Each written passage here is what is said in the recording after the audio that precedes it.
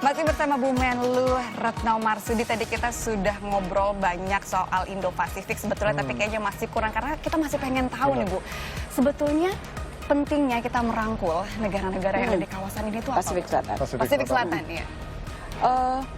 Jadi tadi ya kepentingan mereka terhadap masalah climate change dan sebagainya. Dan pada saat kita berhubungan dengan mereka, mereka juga memerlukan kerjasama yang sifatnya misalnya begini, capacity building untuk masalah pertanian. Jadi kita memberikan capacity building di bidang pertanian. Mereka perlu misalnya traktor tangan, kita berikan sumbangan traktor tangan. Jadi kerjasamanya itu banyak sekali. Ada yang sifatnya untuk climate change, ada untuk kerjasama ekonomi dan lain-lain. Jadi itu yang ingin kita kembangkan. Nah, kita itu baru sadar, bukan baru sadar, mereka mengklaim, katakanlah mereka adalah bangsa Melanesia. Dan akhirnya orang sadar bahwa Indonesia itu adalah rumah bagi suku bangsa Melanesia yang paling besar. Karena kita ada sekitar lebih dari 11 juta suku bangsa Melanesia yang tinggal, saudara-saudara kita, yang tinggal di bagian timur Indonesia.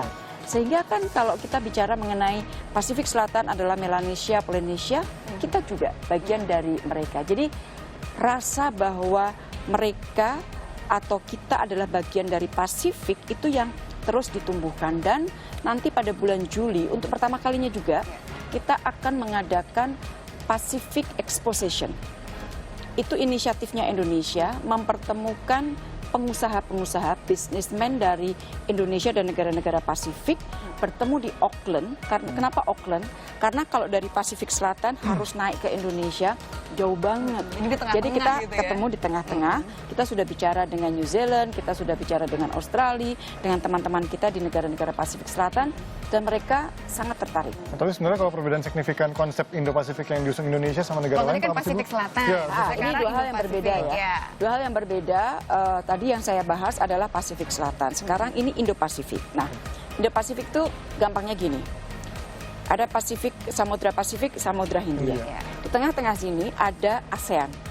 Di ASEAN pasti kalau ada ASEAN di situ jejak Indonesia akan kelihatan sekali. Nah, selama 50 tahun lebih ASEAN berkontribusi banyak di dalam perdamaian stabilitas di Asia Tenggara. Nah, kita ingin juga di tengah rivalitas major powers di benua Pasifik, di benua India, kita ingin ASEAN ini menjadi suatu motor bagi terciptanya perdamaian dan stabilitas di kawasan yang lebih luas. Jadi sentral. Kalau misalnya konsep-konsep dari negara lain belum tentu diterima oleh negara lainnya. Jadi sekali lagi untuk pertama kalinya Indonesia mampu mengundang, mendudukkan 18 negara, 10 ASEAN plus 8-nya itu Amerika, negara-negara gede, Amerika, Rusia, Tiongkok, India, Australia, New Zealand, dan lain-lain, duduk dan kita bicara mengenai Indo-Pasifik. Nah, setelah kita buka semua konsep kita, ternyata banyak sekali irisan persamaannya. Nah, kita bilang, oke, kenapa tidak kita mulai maju dengan irisan yang sama ini dan memudahkan kita karena ASEAN sudah punya konsep, sehingga kita berencana nanti pada saat pertemuan KTT East Asian Summit, Asia Summit, kita akan mulai membahas lagi isu itu karena konsep Indonesia sudah dipresentasikan oleh Presiden Jokowi November tahun lalu. Ya, semoga konsep Indo-Pasifik yang diusung kita bisa diterima semuanya ya nantinya ya. Didukung dan terrealisasi. Iya, pelan-pelan ya, kita akan jalan terus. Tapi at least sekali lagi untuk pertama kalinya kita bisa duduk bersama dengan 18 negara. Salut sekali. Sekarang saya menanya nih Bu, apa sih sekarang peran nyatanya Indonesia dalam upaya mengatasi krisis di Rakhine State dan juga Rohingya itu? Kalau kita bicara krisis di Rakhine State, itu mulai 2017. Indonesia adalah negara pertama yang masuk setelah krisis itu terjadi. Kita masuk ke Myanmar, saya diutus Presiden, ketemu dengan Myanmar, tanyakan apa yang bisa dibantu oleh Indonesia. Dan pada saat itu saya harus melakukan apa yang saya namakan maraton diplomasi. Jadi dari Myanmar, saya kemudian ke Bangladesh, bicara dengan banyak orang, kemudian saya ke Cox's Bazar, dari Cox's Bazar kembali lagi ke Dhaka, dari Dhaka ke Jakarta. Jadi betul-betul maraton untuk menawarkan apa yang bisa dilakukan oleh Indonesia untuk membantu menangani krisis yang sedang terjadi. Jadi kalau kita bicara bahwa kita ingin berkontribusi, itu biasanya sambutan dari negara lain itu sangat welcome, sangat disambut baik. Dan kemudian dari sejak titik itu sampai sekarang kita tidak pernah berhenti.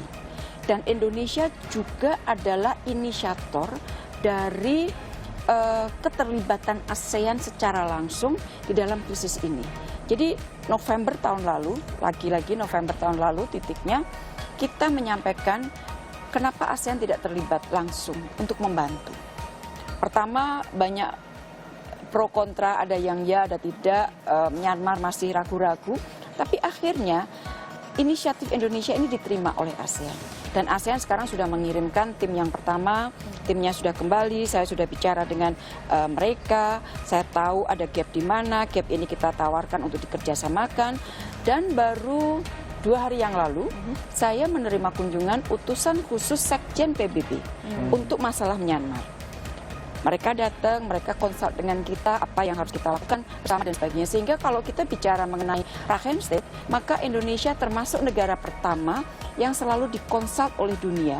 Karena dunia tahu bahwa kita memiliki peran yang sangat penting untuk ikut menyelesaikan krisis yang ada di Rakhine State. Sekali lagi kemampuan diplomasi kita ternyata luar biasa. Cukup dipandang ya sekarang Indonesia, Bu Retno luar biasa. Mantap sekali. Nah ini yang lagi ramai, Bu, kasus Golan. Kita gimana?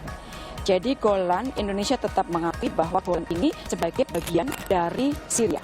Jadi intinya adalah bahwa tetap menjadi bagian Syria dan Indonesia meminta negara-negara lain untuk tetap menghormati resolusi-resolusi yang ada di Dewan Keamanan PBB yang mengatur mengenai masalah Golan.